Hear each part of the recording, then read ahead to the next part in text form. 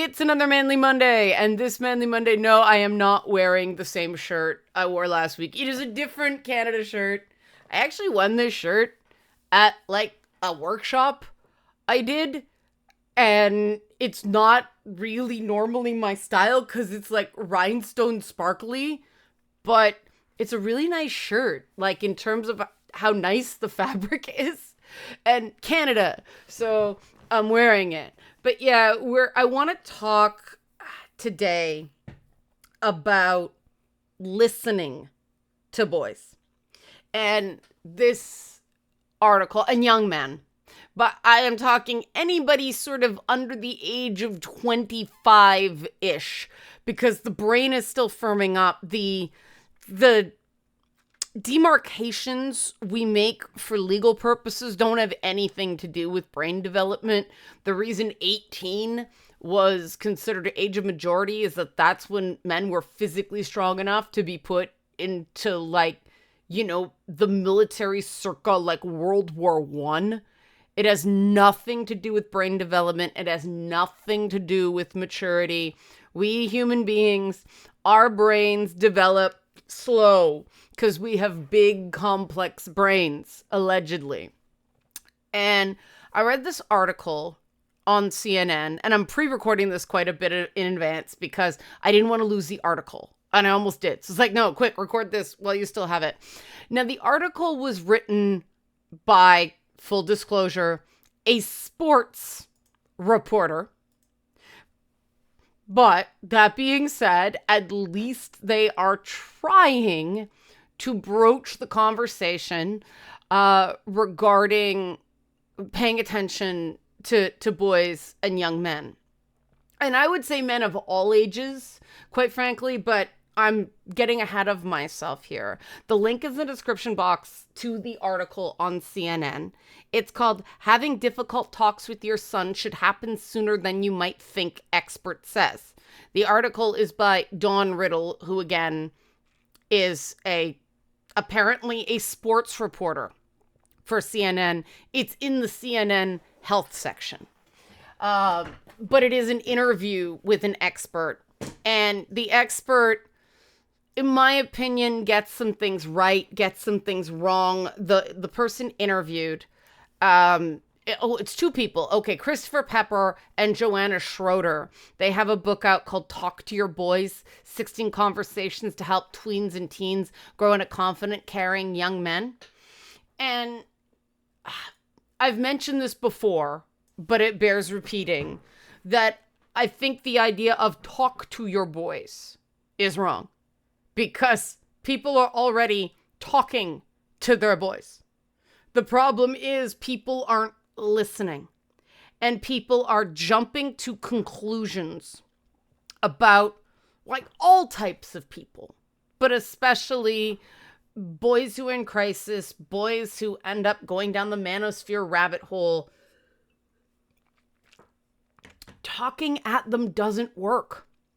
It doesn't, as somebody who's had conversations with these very men. It takes a really long time to build enough trust to get past the shell of pseudoscience that they have built around them. And if they're not allowed to express these things and, you know, have the process of, where's your evidence, right? Instead of going, that's not true, where is your evidence? Because if you find out where they're getting this stuff from, if you engage with them, well, then there's a conversation. Saying, where's your evidence, is not dismissing them out of hand. It's giving them an opportunity, quite frankly, to see for themselves that the sources that they're turning to out of solace may not be the most, fact driven. And the fact that they require solace in the first place is where the conversations help. So let me do the help support this channel, and I'll get into this. Help support this channel, become a monthly patron, patreon.com/Leanna K, or buy a one-time Leanna Care session for someone who can use it but can't afford it, coffee.com/Leanna K. Did I say that twice? I zoned out there. Apologies.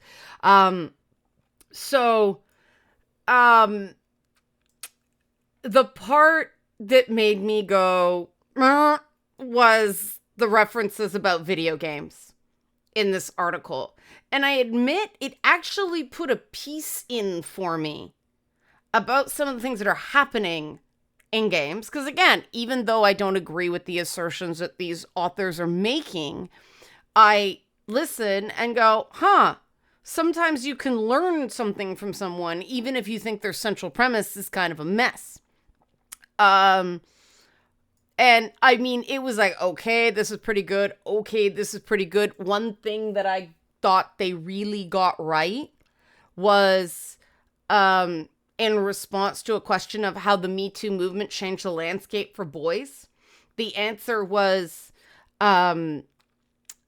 things feel unsettled for a lot of young men and boys trying to figure out what is my place in the world. They generally want to be good guys. They want to be allies. They want to be supportive to their friends. They don't want to be creepy. They sometimes go into their social lives with a lot of anxiety about those things. Part of what we need to do is reassure them that it is okay to be attracted to someone else. Flirting is okay. Sexual harassment is not okay. And I can hear the complaints already. The line between the two is blurry, right? Like what one person thinks is just harmless flirting, someone else is going to think is sexual harassment, and that is fair. But the focus on creepy, so many young men are terrified of being creepy.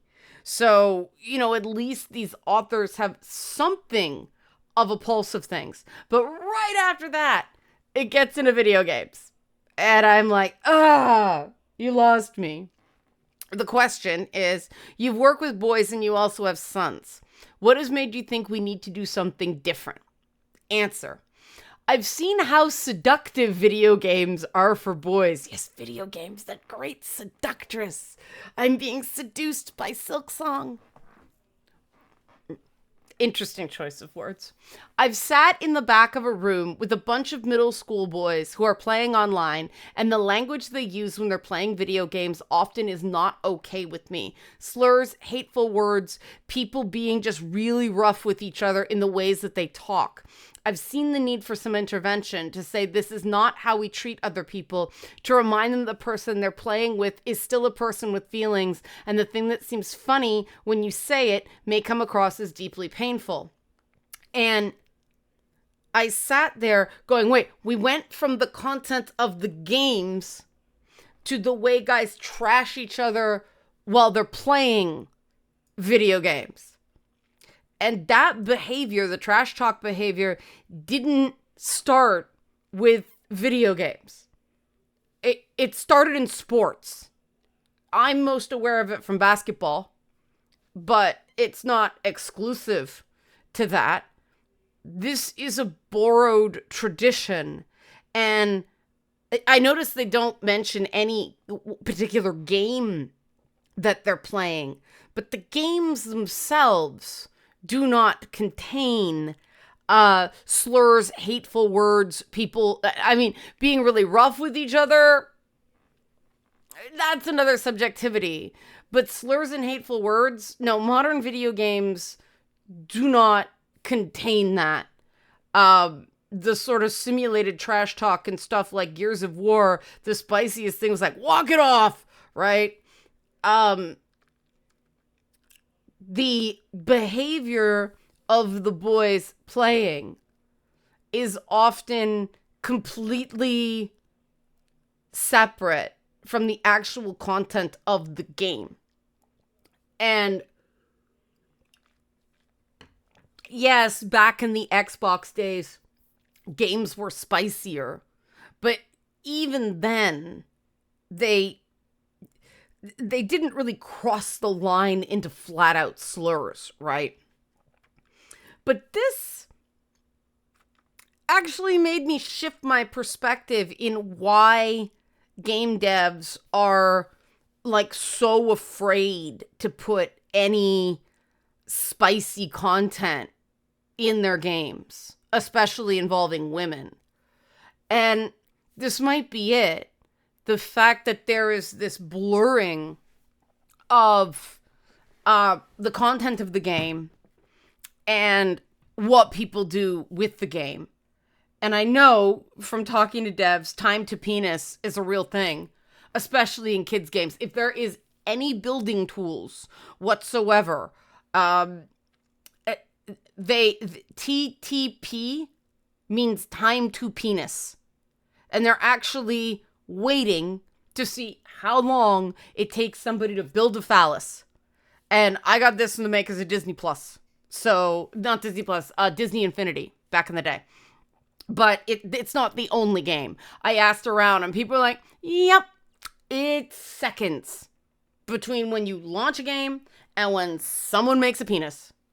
And is this harmful? Probably not. I mean, with a game like Disney Infinity where there are going to be kids, the issue is the parents. And that's the point.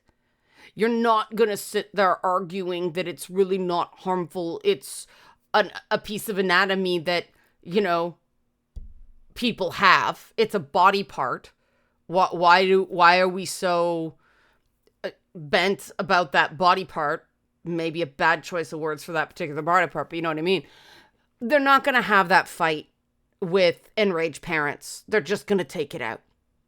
And I think maybe this is why AAA game dev is so hesitant to put any, you know, kind of bro content back in the games. But besides the fact that, you know, a lot of devs just don't like that content.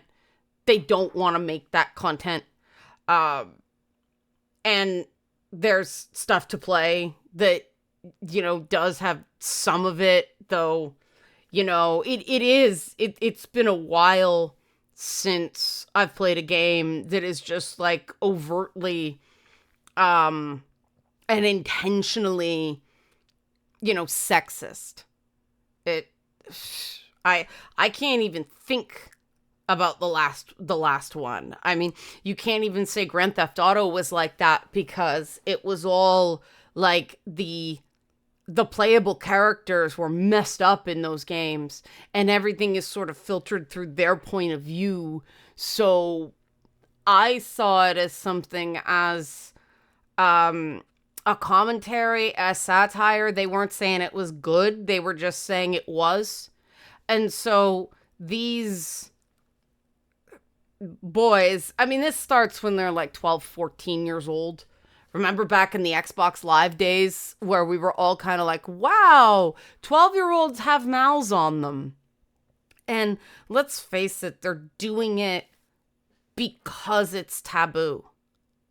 And I do think that one of the conversations that I've found really interesting when I've had it with people is, you know, when you broach the subject, okay, this isn't about offensiveness, right? It's not about offending. It's about actually hurting someone with some of these words.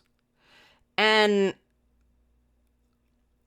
almost all of the time, what I hear in response is, well, no one cares that I'm hurt. And while it may not be true in factual terms, of course, parents care.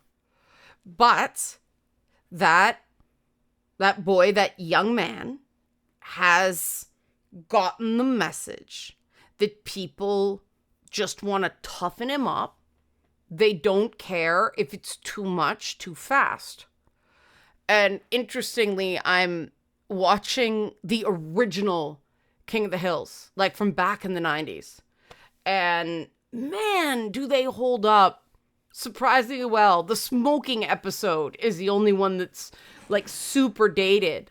But I mean, they did an episode with Bobby picking up sexist attitudes from his grandfather, Cotton, back in the 90s that was more hard-hitting than the Manosphere episode they did this year. Like, they just went all out and showed the different pressures on boys to, be a man, and this is how you're a man.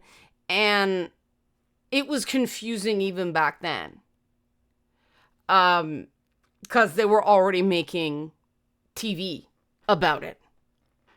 It's only gotten more and more confusing as things have become entrenched. And if a young man does not feel like people care if he's hurt by something, you cannot expect him to have empathy for other people, because, empathy is about perspective taking. It's about putting yourself in somebody else's place.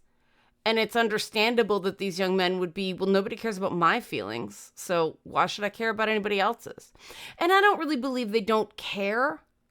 Because you can't just turn that off. Most people care about hurting someone's feelings. There's just all these slogans and permission structures for doing hurtful things without owning that you're not just being offensive, you're being hurtful. And I come at this from somebody who used to do deliberately offensive late night comedy. And we got complaints a lot. I was a traitor to my gender, right? And, there were pretty heavy discussions about this stuff back in the day, where the line between offending to make a point, to make people think, and actually saying something hurtful, that was sometimes a hard line to find. We did go over it. We were on the edge of the wedge with fat shaming, determining that, all right, that's not cool. We won't make those easy jokes anymore, even though everybody else is, because, when somebody comes to you, when you're doing comedy, at least with me, this hurt me, this is why, is way more powerful than, oh, I'm offended, you hypocrite, you disingenuous, all this stuff. If somebody can go, look, this hurt me, and actually explain why, it's like, that I will listen to. And a lot of these young men are walking around hurting. They can't say they're hurting, so they stop thinking about hurting. And there was an episode of King of the Hill back in the day where Luann gets dumped by her greaseball boyfriend, and she's been crying for days. And so Hank counsels her on how to swallow her feelings. And Luann, voiced by the late Brittany Murphy, goes, I feel sick now, but I don't feel sad anymore. And it was this commentary on how men just swallow their feelings. And I mean, God knows I do it the number of times. I mean, having these conversations with young men or older men, there are things that it's just like, that was just said, and holy cow, in a perfect world, I could have a minute. And I do challenge them. I do personalize it as like, you're talking about women. So, I show how it applies to me. Is that what you believe? And they tend to have some sort of workaround for the general premise without recognizing, yeah, I guess the general premise doesn't make any sense. Because that, manosphere concept that is the thing. They're stuffing their sense of failure and weakness and despair and loneliness and sadness and all that stuff. They're not allowed to talk about because they get shut down when they do. That's where they're putting it. And you just get more and more and more and more and more doublethink until someone can say, you know, I was hurt. I wasn't okay with what happened to me and nobody stopped it. And have somebody care, you know, and not just care. Have conversations where their boundaries matter in the now. You can lecture at boys and men till the end of days. If you don't model the behavior that you want them to do, it's not going to stick. And at first it's hard because they are so, they are loaded up with all these unprocessed negative emotions that the slightest thing that hits them the wrong way, they're going to have a very powerful negative reaction to. And what tends to happen is they start putting words in your mouth. And this is why I do think that workers that do this sort of work should be paid. This should not just be volunteers, because you can't expect a volunteer from Boys and Girls Clubs of Canada to just take misogyny flung at them, for instance, because a boy's lashing out. And if somebody doesn't have the tools to, suck down their horror at what is coming out of some of these young men's mouths, it just sort of, nobody signs up for that. Nobody is going to stick with it. And so that's just another person who abandoned that young man now because he doesn't understand the other side. He's so in that narrative of nobody cares, nobody cares, nobody cares, nobody cares. Even though his parents usually care.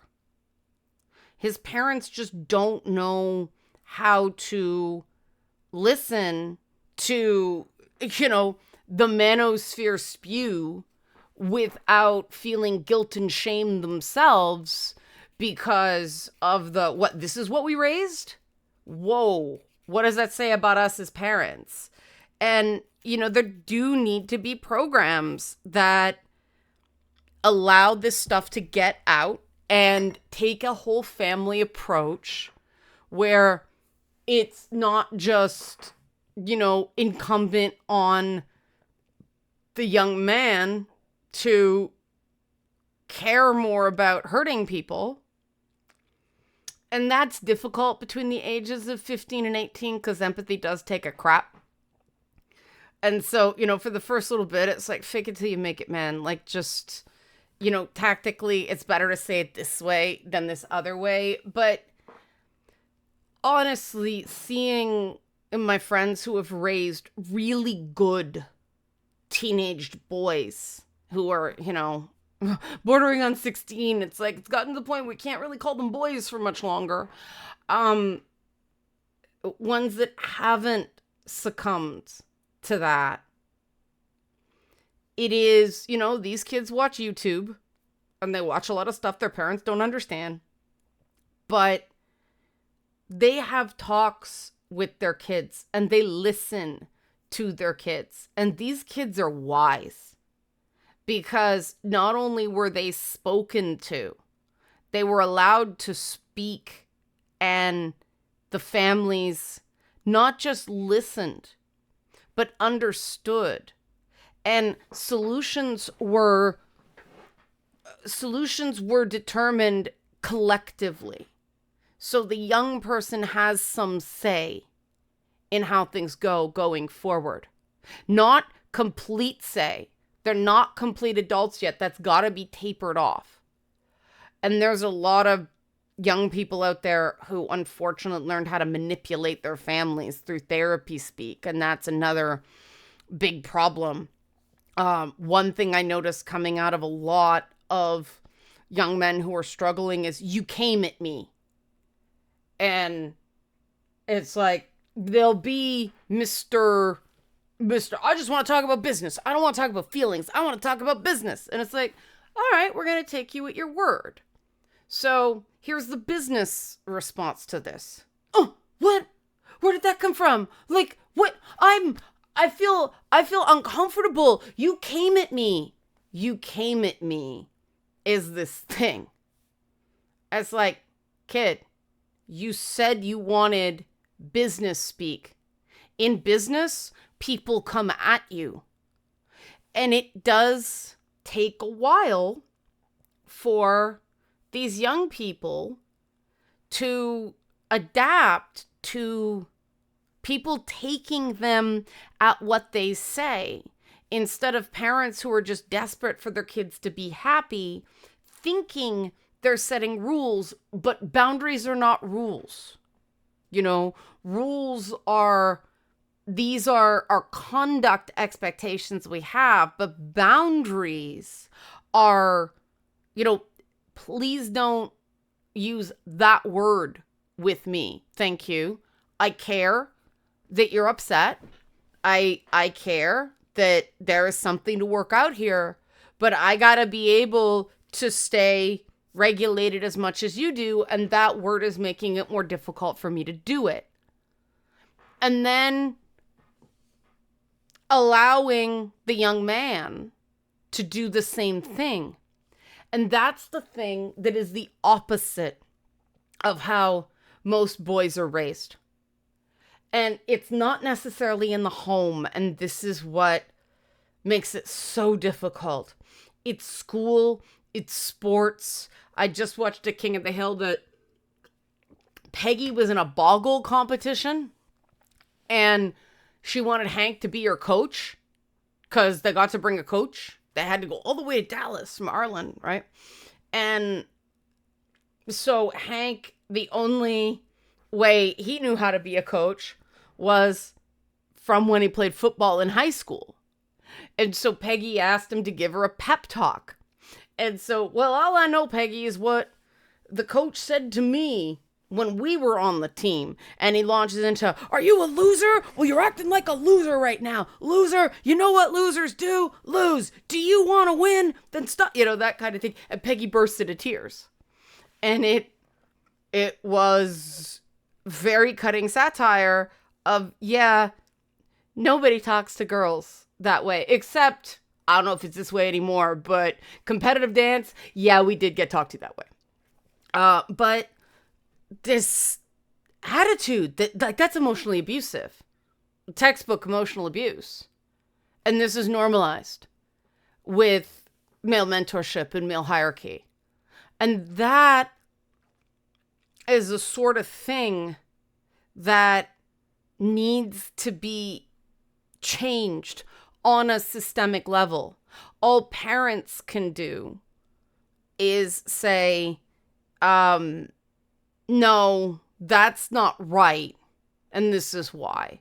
And, you know, leave it up to the kid. Like, don't necessarily pull them off the team, but just go, look, if you don't want to play anymore because this is the way the coach talks to you, then, okay, do not go running to the coach, because that makes it feel like it spirals out of control the minute adults get involved, and that's the last thing a teenager wants.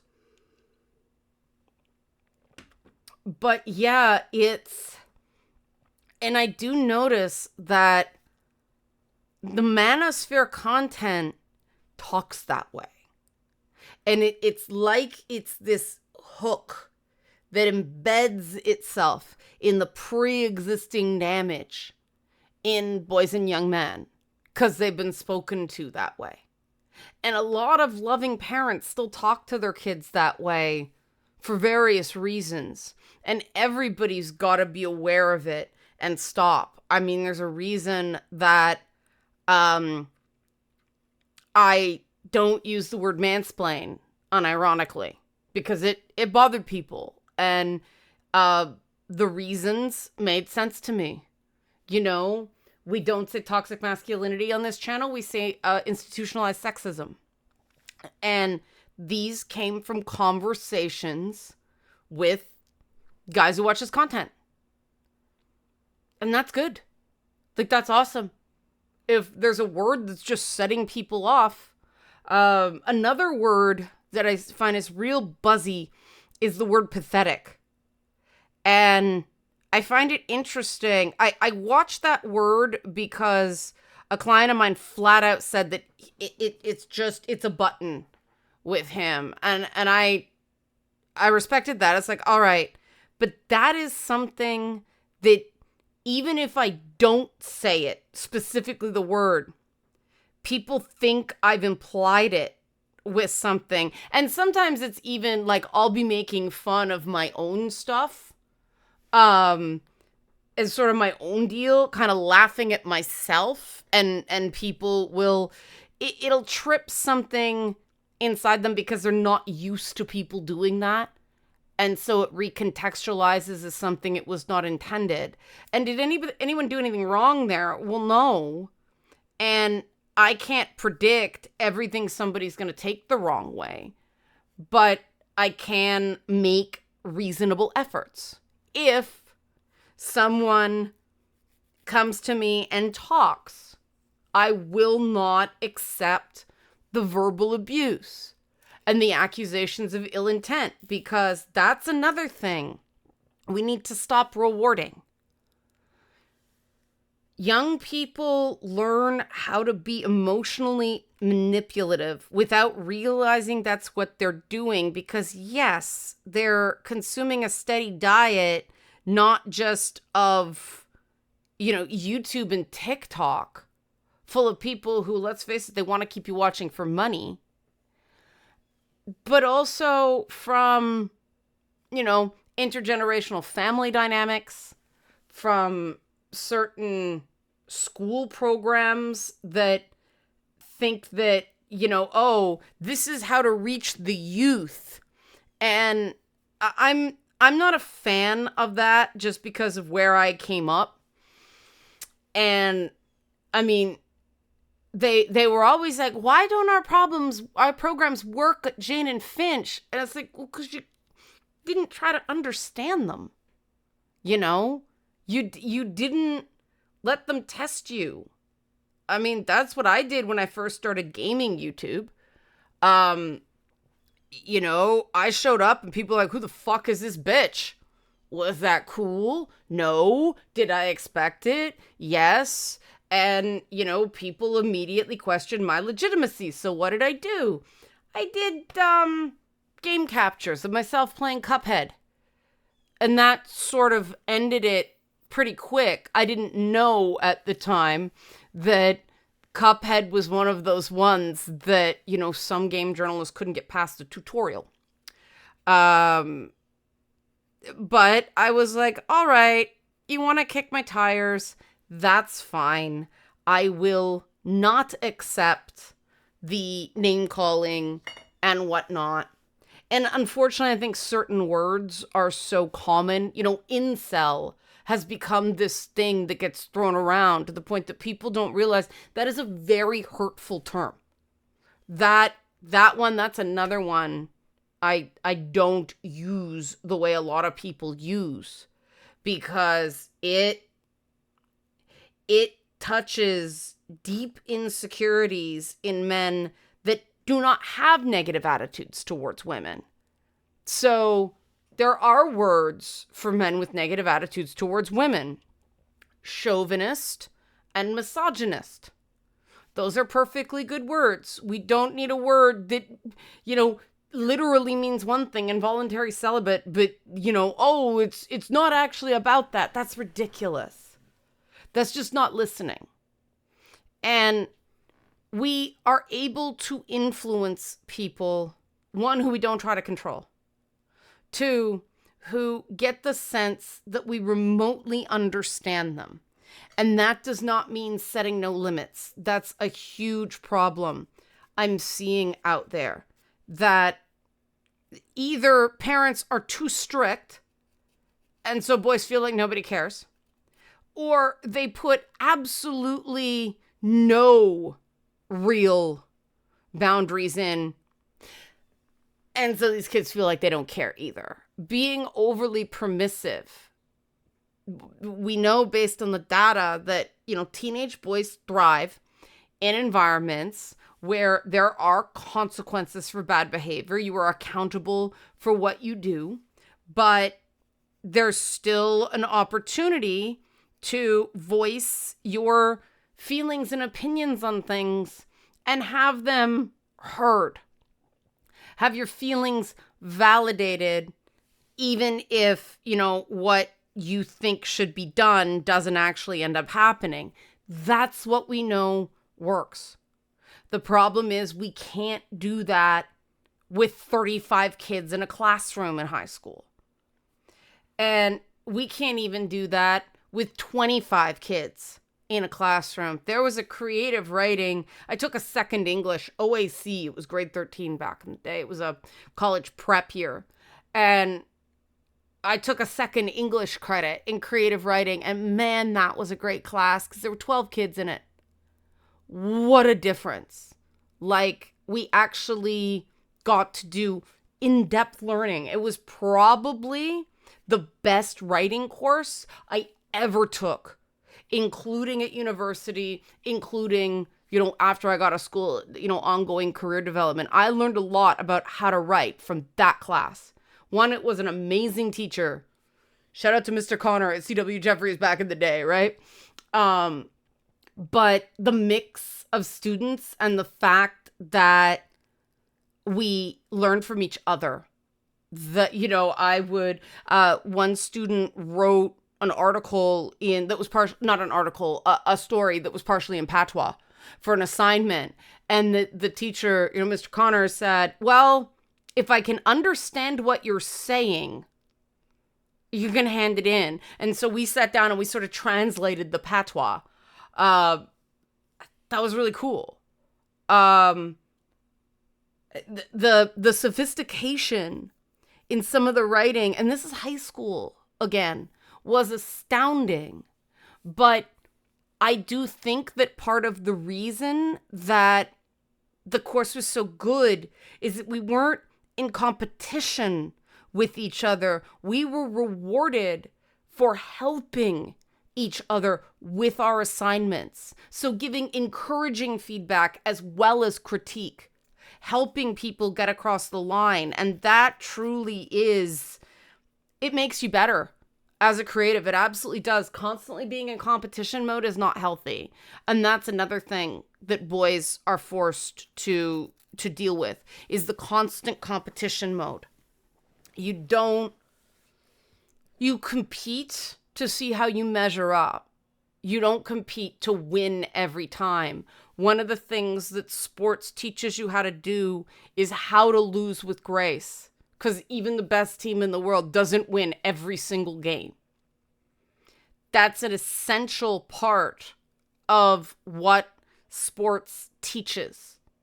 And it can't if, every loss is, fills a kid with shame. Now, the problem is that more and more kids just aren't into sports. It's not their thing. They're into computers. They're into the arts.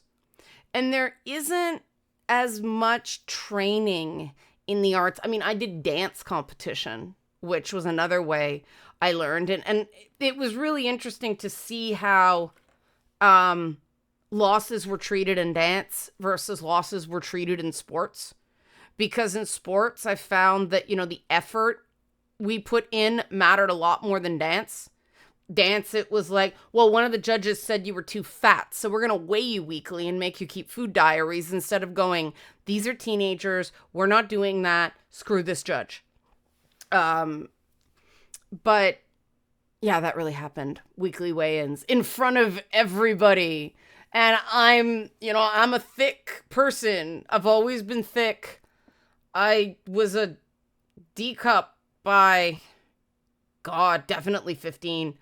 No, I was a double D by 15. I was a C cup by 6th grade. That was not fun. But, it was embarrassing. And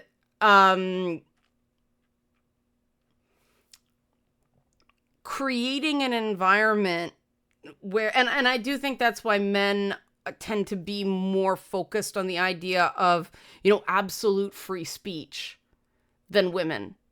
But I think that there's got to be more of an emphasis on listening.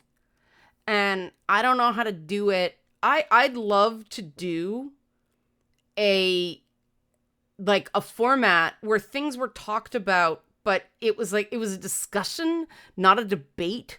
The whole thing wasn't, yeah, get the other guy to get, the comments go, yeah, fuck them, because that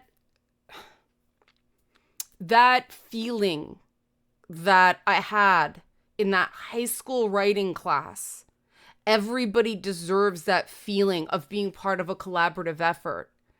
And if a kid is not into sports, they don't get it. And, unfortunately, video games right now, or maybe there's something that can be done in the gaming space. I don't know. But, that idea of, well, let's get together and let's, set boundaries. I mean, this is what I'm trying to do on my Discord server. Talk about whatever you want to talk about. We try very hard to avoid banning topics. I don't know if we've ever actually banned a topic yet. We have hit the point where we're like, guys, if the temperature doesn't lower, we are going to have to ban this topic, and we don't want to do that. But I don't think we haven't specifically banned any topic. Yeah, that's what we're trying to do, is let people see that you can express your feelings. You can say when something bothers you. Watch the accusations, watch the assumptions, stick to what you can prove. That builds self-esteem.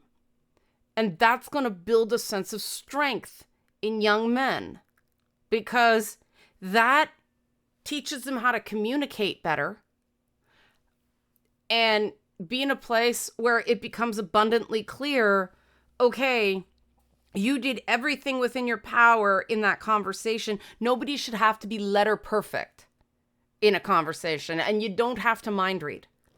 And I would love to do workshops on communication, but I have not found a format that somebody doesn't go absolutely ballistic about.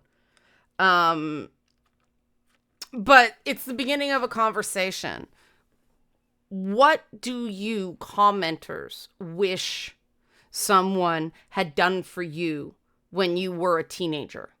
I'm very curious. There are really no wrong answers here. This is just about your perspective, not that it should be universally introduced or anything like that. Just what did you need? I'm curious. Help support this channel. Become a monthly patron. Patreon.com/Leanna K. Or buy a one-time Leanna Care session for someone who can use it but can't afford it. Coffee.com/Leanna K. Thanks for watching. Manly Mondays.